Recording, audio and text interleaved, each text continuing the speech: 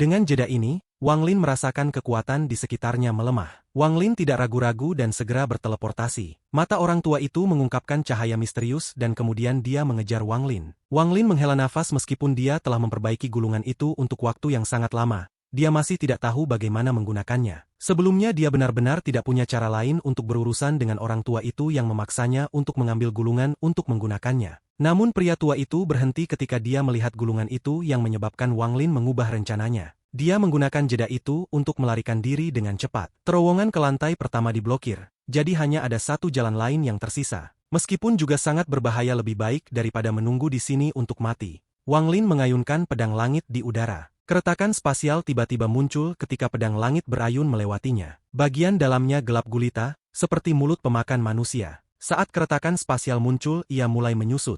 Wang Lin dengan cepat memasuki celah itu. Saat dia memasuki celah, pria tua itu tiba. Pria tua itu mendengus dan melangkah ke celah untuk terus mengejar Wang Lin. Saat Wang Lin memasuki celah, angin kencang menghantam tubuhnya. Ada banyak organisme kecil di dalam angin dan ketika mereka mengenai tubuhnya dia merasakan sakit di seluruh tubuhnya. Bahkan jiwa asalnya berkedip-kedip seperti api ditiup angin. Meskipun dia tahu bahaya dari keretakan spasial, Wang Lin terkejut di dalam hatinya. Namun bahaya yang sebenarnya hilang di dalam kekosongan tidak dapat menemukan jalan keluar. Di dalam kekosongan ini ada angin dingin yang bisa memadamkan jiwa asal. Tempat ini benar-benar gelap. Dia tidak dapat melihat sesuatu dengan jelas. Angin dingin menjadi semakin kuat. Wang Lin dengan cepat membuka tas penyimpanannya dan kompas bintang muncul. Dia duduk di kompas bintang dan dengan cepat terbang sambil menggunakan energi spiritualnya untuk mengusir udara dingin yang masuk ke tubuhnya. Inilah alasan mengapa ia memasuki keretakan spasial. Hanya dalam kehampaan dia bisa menggunakan kompas bintang. Ini adalah satu-satunya metode untuk bergerak lebih cepat daripada orang tua itu dan melarikan diri dari pengejarannya. Pria tua itu memasuki celah. Dia melambaikan tangannya dan sebuah tato muncul di celah untuk menghentikannya agar tidak menutup. Pria tua itu bergumam pada dirinya sendiri, gulungan itu sangat mirip dengan harta suci klan saya di lantai 11. Angin dingin itu tidak berpengaruh padanya. Ketika itu mengenai tubuhnya, bukan saja dia tidak merasakan ketidaknyamanan, itu terasa menyenangkan. Pria tua itu merenung sedikit dan terus mengejar Wang Lin. Wang Lin yang duduk di atas kompas dan benar-benar fokus mengendalikannya. Dia bergerak sangat cepat dan tidak menemukan apapun yang hidup di jalannya. Itu seperti tempat yang hanyalah kehampaan, kehitaman yang tak berujung. Ini jelas berbeda dari kekosongan yang biasa dia lakukan. Perasaan bahaya dari belakangnya masih ada. Lelaki tua itu jelas masih mengejarnya. Ekspresi Wang Lin suram saat ia mengendalikan kompas bintang untuk bergerak pada batasnya. Pria tua itu berjalan melewati kekosongan dengan tangan di belakang. Dia akan melintasi jarak yang sangat jauh setiap langkah yang dia ambil, tapi dia masih tidak bisa mengejar Wang Lin. Dia sangat terkejut dan berpikir bahwa junior ini benar-benar memiliki banyak harta berharga yang berguna dalam situasi yang berbeda. Dia percaya bahwa Wang Lin adalah junior penting di permukaan. Keinginannya untuk membuat Wang Lin boneka tatonya menjadi lebih kuat. Kekosongan ini sangat aneh. Semakin banyak Wang Lin terbang, semakin kuat perasaan ini. Dalam beberapa hari terakhir terbang dia belum melihat apapun. Bahkan tidak ada sedikit energi spiritual di sini. Dia tidak bisa terus seperti ini. Matanya tiba-tiba menjadi dingin dan dia mengaktifkan perangkap binatang buas. Kereta perang muncul di kompas bintang. Wang Lin menarik napas dalam-dalam. Dia menciptakan segel dan mengirimkannya ke kereta perang. Roh binatang itu tiba-tiba muncul di sebelah kereta perang. Karena Wang Lin sangat dekat, roh binatang itu segera mencoba melahapnya. Tapi Wang Lin sudah siap. Dia dengan lembut membisikkan sesuatu dan rantai dari kereta perang menyeret roh binatang kembali. Roh binatang itu terus mengaum sambil menatap tajam pada Wang Lin. Wang Lin mengangkat kepalanya untuk melihat roh binatang itu dan membuat segel lainnya. Segera paku pada kereta perang mulai memancarkan cahaya hitam. Wang Lin berbalik dan fokus pada mengendalikan kompas bintang. Dia tahu bahwa kereta perang perlu waktu untuk diaktifkan. Berdasarkan pengalaman sebelumnya itu akan memakan waktu yang sama dengan waktu yang diperlukan untuk membakar dupa. Waktu berlalu dan roh binatang selesai menyerap cahaya hitam dari paku. Binatang itu tumbuh lebih besar. Selama waktu ini binatang itu mencoba melahap Wang Lin berkali-kali tetapi ditahan oleh rantai. Akhirnya setelah kereta perang benar-benar diaktifkan mata Wang Lin menyala dan kompas bintang berhenti. Orang tua itu memperhatikan bahwa Wang Lin telah berhenti bergerak dan segera mempercepatnya. Pada saat yang sama, kekuatan jiwa yang kuat menyebar. Ketika Wang Lin memperhatikan pria tua itu memasuki jangkauan indera ilahinya, ia mengirim segel ke kereta perang. Rantai pada roh binatang tiba-tiba menghilang tetapi rantai antara itu dan Wang Lin masih ada. Roh binatang buas ini menatap orang tua dengan punggung bungkuk. Binatang itu ingin melahap segalanya, hanya setelah melakukannya ia bisa melampiaskan amarahnya. Ekspresi pria tua itu segera berubah dan dia berhenti. Dia dengan cepat menyentuh tato di tubuhnya dan kemudian mereka semua tiba-tiba terbang dan melayang 3 inci di atas kulitnya.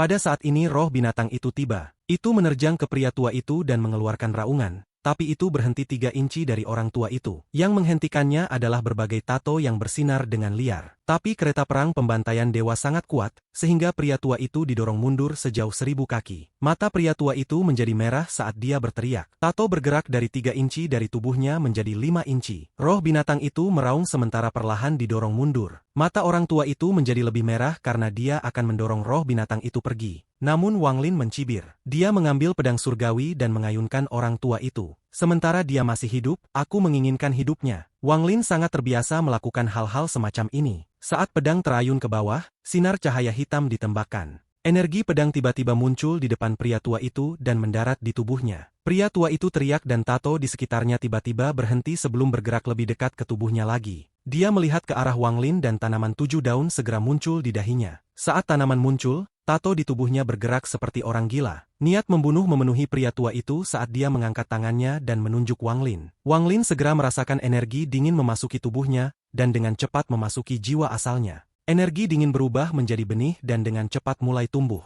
Wajah Wang Lin pucat saat dia batuk darah. Dia meraung dan mengayunkan pedang surgawi di tangannya sekali lagi. Kemudian dia segera mengubah arah dan mengayunkannya lagi. Sinar energi pedang menabrak orang tua itu, menyebabkan tato didorong kembali lebih dekat ke tubuhnya. Ini membuat roh binatang itu mendorong dengan lebih ganas sehingga bisa melahap orang tua yang menghalanginya. Melihat bahwa roh binatang itu akan melahapnya, mata orang tua itu memancarkan cahaya misterius. Gelang yang terbuat dari tulang binatang itu tiba-tiba terlepas dari pergelangan tangannya. Gelang itu melepaskan gelombang cahaya hantu dan sebuah tato muncul. Tato ini rusak dan tidak lengkap, bahkan ada bagian yang jelas hilang. Namun tato ini membuat kulit Wang Lin merinding. Saat tato itu muncul kekosongan di sekitarnya tiba-tiba menjadi sangat terang. Dengan cahaya hijau, lelaki tua itu perlahan berkata, "Ini adalah tato pencerahan saya. Dengan mempelajari tato ini saya dapat mencapai tahap 7 daun. Sekarang junior telah melihat tato ini, kamu bisa mati dengan tenang." Tato bersinar sekali, menyebabkan roh binatang melepaskan gas hijau dari seluruh tubuhnya. Roh binatang mengeluarkan raungan dan melihat ke arah tato dengan keengganan di matanya. Jika itu pada puncaknya, itu akan berani bertarung melawan tato itu, tapi sekarang ia harus mundur. Binatang itu mengguncang tubuhnya dan melepaskan diri dari cahaya hijau sebelum menghilang ke dalam kekosongan. Wang Lin segera menyadari bahwa saat tato itu muncul, biji kecambah dalam jiwa asalnya tiba-tiba mulai tumbuh pada tingkat yang mengkhawatirkan. Wang Lin tidak ragu untuk kembali ke kompas bintang dan dengan cepat terbang. Roh binatang muncul kembali di sebelah kereta perang. Kali ini itu tidak mencoba untuk melahap Wang Lin tetapi dengan lemah menghilang kembali ke kereta perang. Orang tua itu melihat kemana Wang Lin menghilang. Dia tidak mengejar Wang Lin tetapi menatap dadanya. Di dadanya ada 3 luka yang cukup dalam untuk mengungkapkan tulangnya. 3 luka itu dibuat oleh pedang langit Wang Lin. Niat membunuh di matanya meningkat.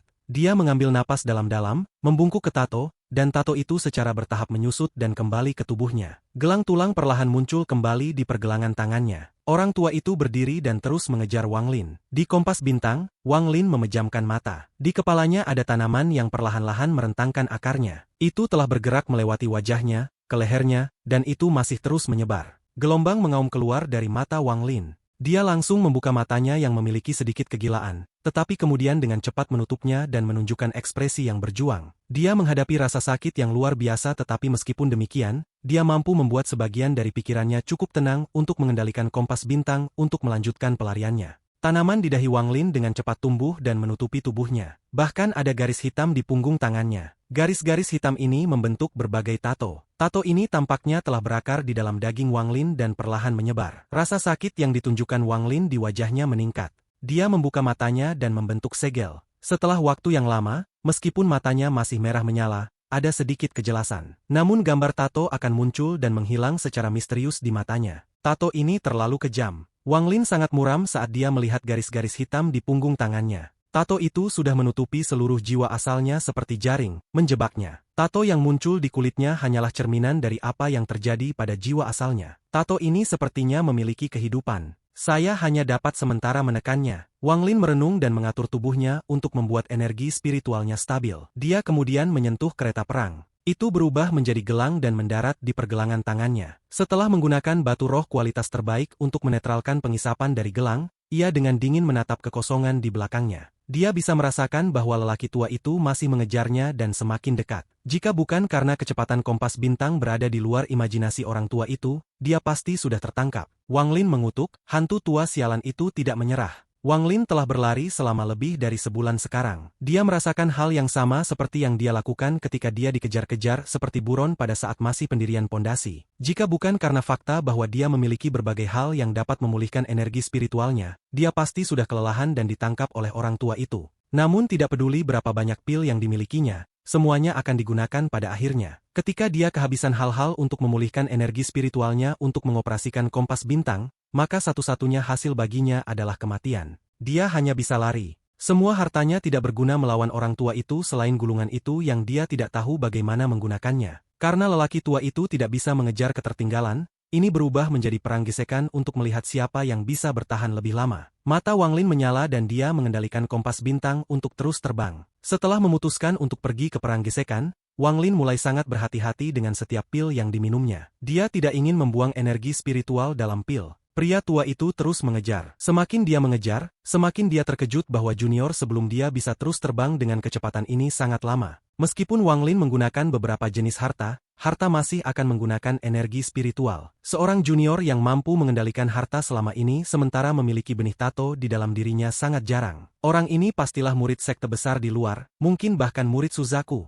Saya harus mengubahnya menjadi boneka tato saya. Kemudian ketika saya mengirimnya kembali itu akan memiliki efek yang hebat. Klan abadi tidak bisa melampaui lantai pertama karena segel de Arisuzaku. Satu-satunya yang bisa pergi adalah boneka tato. Yang Wang Lin temui di luar sebelumnya adalah boneka tato, hanya saja boneka itu berperingkat rendah. Inilah sebabnya mengapa klan abadi mengambil mayat para kultivator yang mati. Kalau tidak lautan iblis dan semua negara di sekitarnya akan dihancurkan oleh klan abadi ini. Anggota klan abadi juga tidak harus bertarung satu sama lain untuk binatang buas. Mata pria tua itu melepaskan cahaya misterius saat dia terus mengejar. Pria tua itu mendengus. Junior ini pasti punya banyak pil, tapi tidak peduli berapa banyak yang dia miliki, dia akan kehabisan. Saat dia kehabisan aku akan mengubahnya menjadi boneka. Kekosongan ini sangat besar. Wang Lin telah terbang dalam garis lurus selama lebih dari sebulan sekarang dan masih belum melihat ujungnya. Saat ini semuanya tampak persis sama dengan tempat dia masuk. Itu benar-benar gelap tanpa benda hidup atau makhluk hidup. Pada hari ini Wang Lin masih mengarahkan kompas bintang untuk melarikan diri ketika tanaman di dahinya tiba-tiba mulai bersinar dan semua tato di tubuhnya mulai bergerak. Serangan lain.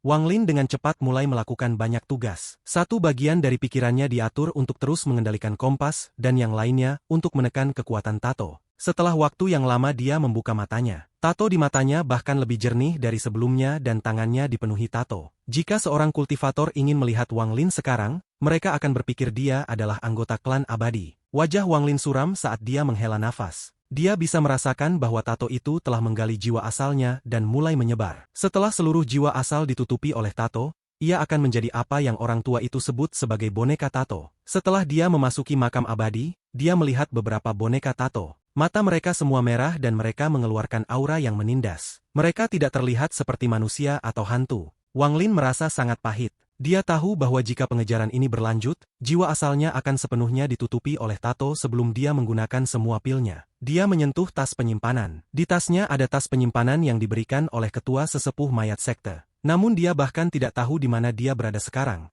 Jadi bagaimana dia bisa memanggil kepala penatua di sini? Dia merenung sejenak dan matanya menjadi dingin. Dalam 500 tahun berkultivasi Wang Lin telah melalui banyak situasi hidup dan mati. Pengalaman ini membuatnya sangat bertekad untuk bertahan hidup. Semakin berbahaya, semakin tenang dia. Yang paling penting saat ini adalah menghapus tato. Wang Lin menenangkan dirinya dan mulai mempelajari tato. Wang Lin merenung. Tato ini berasal dari tanaman di antara alisku. Semua orang singa memiliki tanaman di antara alis mereka juga. Karena itu adalah tanaman, maka tidak peduli kekuatan apapun yang dimiliki tato, itu pasti elemen kayu. Dia menghadapi bahaya seperti ini saat dia masih di tahap yayasan pendirian. Saat itulah dia bertemu dengan roh api binatang buas yang terpencil di negara Houfen. Roh api itu melahap para kultivator untuk membantu dirinya tumbuh. Pada saat terakhir, manik penentang surga muncul untuk menyerap roh api dan memenuhi persyaratan elemen api. Memikirkan hal ini Wang Lin memutuskan untuk mencobanya. Dia mengambil napas dalam-dalam, menunjuk alisnya, dan berkata, "Manik penentang surga." Bola merah tiba-tiba terbang keluar dari dahinya. Ada gambar beberapa helai daun di manik, tapi selain itu tidak ada yang terlihat seperti manik ini yang abnormal. Setelah melihat daun di manik penentang surga, Wang Lin meraung. Energi spiritual di dalam tubuhnya melonjak untuk membuat kompas bintang bergerak lebih cepat. Wang Lin segera menarik energi spiritualnya. Dia tahu bahwa waktu adalah esensi dan bahwa kompas bintang akan dapat meluncur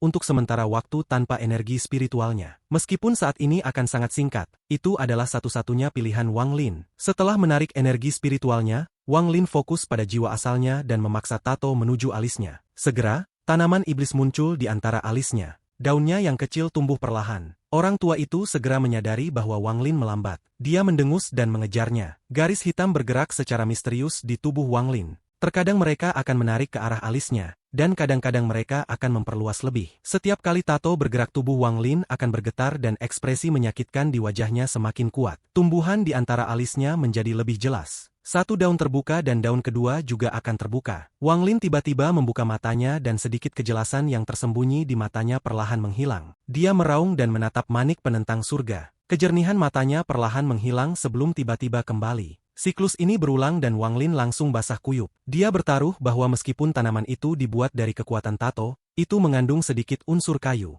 Selama ada unsur kayu manik penentang surga dapat menyerapnya. Jika dia kalah maka dia akan segera menggunakan semua kekuatannya untuk menekan tato. Pria tua itu sepertinya memperhatikan sesuatu dan menyeringai sambil terus mengejar. Dia yakin bahwa seseorang yang setidaknya satu tingkat di atasnya dalam kultivasi tidak dapat menghapus benih tato. Wang Lin menatap manik penentang surga. Perjuangan di wajahnya menjadi lebih sengit. Kemudian manik penentang surga tiba-tiba melepaskan cahaya hijau. Itu lemah pada awalnya, tetapi secara bertahap menjadi lebih cerah. Tak lama setelah itu daun yang baru saja dibuka bergetar dan ditarik keluar dari Wang Lin dan diserap oleh manik penentang surga. Saat daun itu menghilang, kejernihan matanya kembali. Wang Lin bersemangat. Dia dengan cepat menunjuk manik penentang surga untuk membuatnya menghilang dan kemudian mengalihkan perhatian penuhnya untuk mengendalikan kompas bintang untuk melarikan diri. Dia tahu bahwa waktu adalah esensi, jadi dia tidak punya waktu untuk manik penentang surga untuk menyerap lebih banyak. Sekarang dia tahu bahwa manik penentang surga dapat menyerap tato. Dia tidak lagi terburu-buru untuk menyingkirkannya.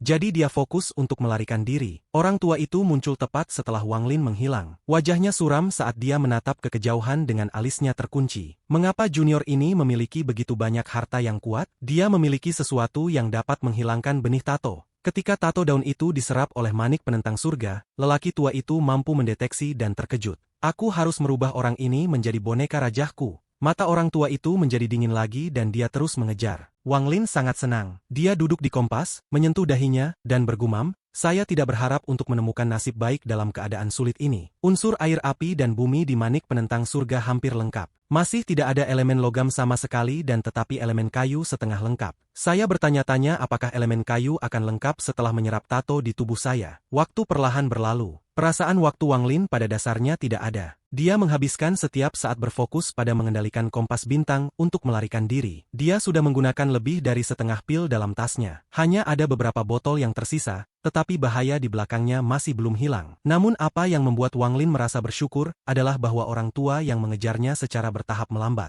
Jika ini terus berlanjut tidak akan lama bagi Wang Lin untuk benar-benar menghilang dari orang tua itu. Setelah semua pil habis aku masih memiliki batu roh berkualitas tinggi. Dengan itu aku bisa bertahan sampai tas penyimpanan orang tua itu benar-benar habis. Wang Lin melihat ke belakang dengan mencibir. Aku harus berterima kasih pada orang tua itu. Jika bukan karena dia aku tidak akan tahu bahwa kompas bintang memiliki teknik gerakan di dalamnya. Wang Lin menyentuh kompas bintang. Dia sangat mengagumi harta ini.